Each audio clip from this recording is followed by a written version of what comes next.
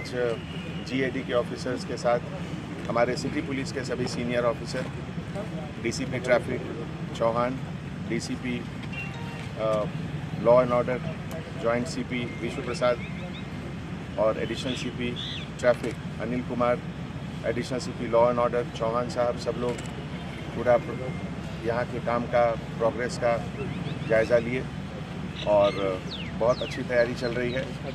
खास करके horticulture department के तरफ से ग्रीनरी का मेंटेनेंस, ट्रैफिक के डिपार्टमेंट के तरफ से parking, movement of all categories of vehicle, किस कैटेगरी से कहाँ आते और कहाँ पार्किंग होती है।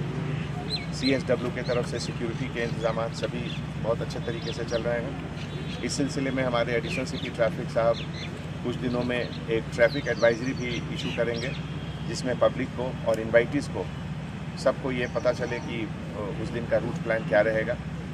जैसा कि आप लोग जानते हैं, हर साल ऑनरेबल CM साहब पहले गन पार्क में आते हैं और गन पार्क में वहाँ मार्टर्स को रिस्पेक्ट पे करने के बाद फिर यहाँ पे आएंगे।